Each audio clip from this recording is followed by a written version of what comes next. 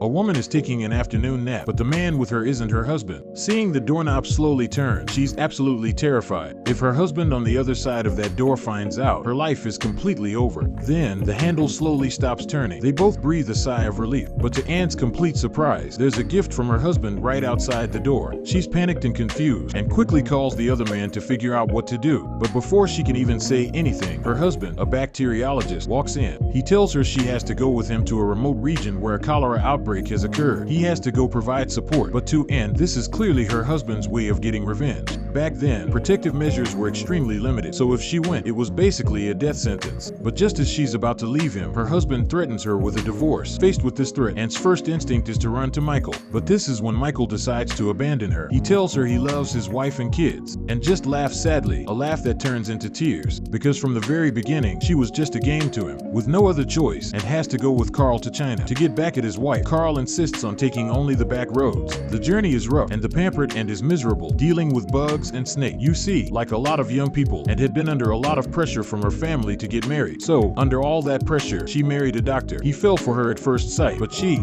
just wasn't really feeling it. The thing is, he was handsome, kind, and would do absolutely anything for Anne. And for a while, they were pretty happy together. But over time, Anne started to feel like Carl was just too boring. He was always buried in his research, and had no idea what she wanted when it came to romance. She was lonely, and there was nothing she could do about it. She gets Carl to take her to a show, and that's where she meets a charming, handsome man. And just like that, she falls for him hard. But what she never saw coming was that as soon as the affair was out, Michael just callously dumped her. With no other options, she had to agree to go with Carl to the cholera-stricken region. The place itself was beautiful, with stunning landscapes, but because the roads were muddy and treacherous, and had a really tough time on the journey, Carl, meanwhile, was clearly angry. He didn't say a word to her the whole time. He even put her up in this dark, creepy little house. This just confirmed for Anne that this was all about revenge. So, stubbornly, she tells him she's not getting the cholera vaccine. If I die, I die. It's not like anyone cares anyway. But then, Carl says he won't get one either, as if he's planning to die right along with her. It was a childish, ridiculous thing to do, but it was the only real conversation they'd had in days. The very next day, Carl got to work, but Anne, with nothing to do, just let her mind race. Of course, she didn't actually want to die here, so she quickly tries to find a friend, George, to send a letter to that jerk Michael, to help him one last time. But George said that David never revisits the past, and no woman is an exception. Annie awkwardly turned and left, then alone in her room, she began to break down. She couldn't understand why she couldn't find a man who truly loved her. Completely heartbroken, she decided to end it all. The woman looked at a body on the ground, a victim of the cholera, and ignoring everyone's warnings, she tearfully reached out to touch them. Don't move, get her back, come back. Abandoned by her lover and met with coldness from her husband, she felt there was no reason to go on living. Even other people could see something was terribly wrong. Your husband must never really look at you. Meanwhile, Carl really was incredibly busy. The cholera outbreak was brutal, and he still couldn't find a way to manage it. He truly did love Annie, but he just didn't know how to forgive her for the mistake she'd made. The whole situation was overwhelming him. A Chinese assistant mixed him a drink. That night, he came home drunk, and with the help of the alcohol, he finally spoke to Annie first. Annie's spirits lifted immediately, ready to listen closely, but he just said the director of the orphanage wanted to see her, so it was just more boring work stuff. Annie was completely disappointed in him. All she wanted was a few sweet words. Why was that so difficult? Carl had no idea what he'd said wrong and just collapsed into the bathtub. Annie rushed over to check on him, but he just started laughing hysterically. Walking through the quaint streets, Annie arrived at the orphanage. The children there welcomed her with a lovely chorus, but the sick children in the backyard made her heart ache. The director, holding a baby, showed her and said that her husband often came by to see the babies and had given them so much help. He had always wanted a child, but he always respected Annie's choice. Hearing this, Annie's heart just sank. She realized he had all this passionate love inside him. He just didn't know how to show it. With a heavy heart, she walked out of the orphanage. George saw her and asked what was wrong. That evening, Annie planned to have dinner with Carl for the first time, but late into the night, Carl still hadn't come home. So she brought a plate of food to the study to find him. She found Carl